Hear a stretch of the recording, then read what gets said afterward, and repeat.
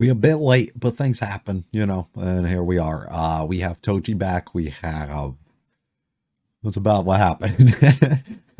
that's about it. We beat up some other dudes and we did some other things, and he came back, and that's about as far as we kind of got. That's assuming we're gonna progress on that a bit more. Likely now that we've battled through a little bit with some of our characters, I'd assume we transfer out to some of the others that we haven't really touched on, like Maki and Panda and whoever else came along, right? I'm assuming we'll venture into them a little bit more, maybe, because that's kind of the necessary next step, I would say, while the others start moving towards wherever they're going to head to next. So that's probably where we're going to end up going. I'm assuming this episode's probably when things will start picking back up. I've talked about the past few, how they've all really been like big setup for things that are to come. I'm assuming this one, and if it's not this one, it has to be 13, but one of these two will likely be like when they're really going to start kicking some stuff off. Just because that's the flow of this makes perfect sense. And if they don't, then the pacing's been atrocious for what they're trying to do. But I'm assuming that's likely to be the case. So we'll end up seeing. If you like it all, like and subscribe to me, like to me. Feel free to stick around for the discussion. Let me know in the comments with this episode or series. Going the as I figured would end up happening, we move from one fight and then start really bringing everybody together when we're able to lift the barrier, basically, and allow the sorcerers to kind of get through and do whatever they have to here. Things start really coming together, which really sets us up. While I said either this episode had to probably be another setup leading into what was happening, it basically was, but at the same time, we did get some stuff, which was definitely cool to be able to see. I don't think I have much I want to say, like, here. I want to talk about certain moments that I want to go through, so we're gonna do that. We're just gonna start with that. This is fun at the beginning, with Mei and just the way that she's moving and acting and how she kind of treats this guy. There's not too much really to read into or go into about that. It's pretty much what we've already known about her as a character and her as a person.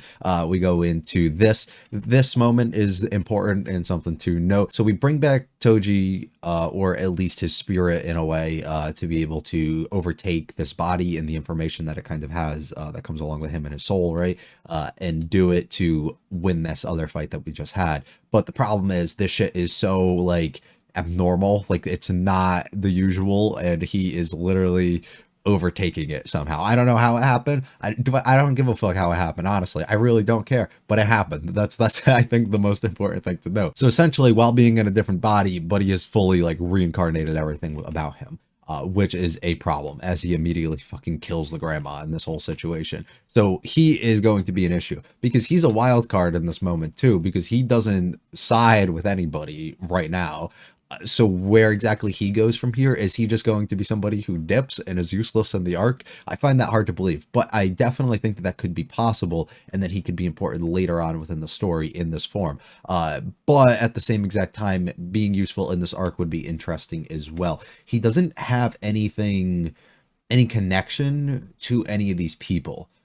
That's the thing, though. Like, there's no connection that he really has. He knows Geto because they've encountered each other before, but I'm pretty sure he's not familiar with any of the other members involved here. So I would be interested to see how they plan to really use him, because he wasn't necessarily a part of this whole thing. So he's not like filled in and doesn't have like a team or a side that he's picked on. And he's similar to Mei Mei in the way that he kind of operates and does things for like money and however else he acts, right? So he's not really contracted in a way to be involved. So I just wonder how they would actually go about using him. We start off with this situation and Maki decides, I'm going to handle everything here. You guys go and do whatever else that you have to, which is pretty cool for her. She stays with him, this old guy, which is probably the smart thing to do, because he likely is very strong and just doesn't really want to participate here unless he probably feels his life's endangered or whatever the purpose really is. But it's probably smart that you kind of stay with that guy. So that was definitely a good decision by them. These two start putting things together a little bit, and then we start really having everybody meet up with different people. This was interesting to me. This entire fight, having Nobara get like completely destroyed in a way, like she seemed to be no match this entire fight, which immediately made me feel a little off and weird, because we've always seen her be so capable, and this didn't even feel like she was like trying in a way. Like it just felt like she wasn't putting up a fight or even like putting in an effort. Like she was just clumsily like falling around and then gets like stuck later when she gets hit because she literally is like stunned. She can't move. But it works perfectly having the full picture of everything that comes together within the episode behind the idea that we're trying to display a strength differential, right? We're trying to showcase where the person that she's going against is versus where she's at, and then later on showcase the exact same differential when we see how strong Nanami is and what he's capable of in comparison to the person that she literally couldn't even put up a fight against, right? And it does a good job at kind of scaling that and showcasing that, which ultimately leads us to the end scene behind the idea that she's like, I want to come along because of course she wants to be useful. She doesn't want to just sit around absolutely do nothing. And Nanami's like, you literally don't have the skill level. Like if you are not at the minimum what I can do, like you're gonna hold me back and everybody else back, and you need to just kind of stay around and do this. Which one is, or this could be good for multiple reasons. One, it pushes her to go further, right? In the future, want to constantly get stronger and better and do whatever she can. But realistically, in this moment, it narratively pushes her in a direction where you know the type of character and person she is, and she's not going to sit back and just be like, I can't do anything. So she's going to have some sort of moment this season for sure. When that takes place, or in what capacity of like if she's paired up with somebody else, or if she's kind of on her own, if she kind of listens and she just obeys and stays here, but then somebody pulls up on them, or if she goes out of her way because she's like, fuck this, I'm not going to listen, and then she can go out of her way and do things on her own, which could turn out bad because we're not listening to the higher up and the person who clearly is stronger and knows what the fuck they're talking about. There's plenty of options in like directions that we can take that, which I think makes a lot of sense for us to put a character like her. And it humbles people in a way too, and it allows them to really see that they're not as strong or to the same level as maybe they once thought that they were, especially coming off of like such a big grand victory in a way that we had at the end of the last season, where she kind of was, right? And now it's interesting to see her like be put into this perspective of like seeing how strong other people really are around her and how she's kind of nothing on the grand scale of things, which I think is really interesting. I would be interested to see like a pairing of her and like Megami or something, and watching them kind of go about things together. And I think that could work out really well. But if I had to make a guess, I would argue she wouldn't sit around and she's going to go out of her way to do something, which is going to result in her having to meet up with somebody and go against somebody who's probably much stronger than her, forcing her to push herself really to the limits that she needs to, because she literally isn't capable, as we're seeing here, or as capable as you would want to be in this situation. I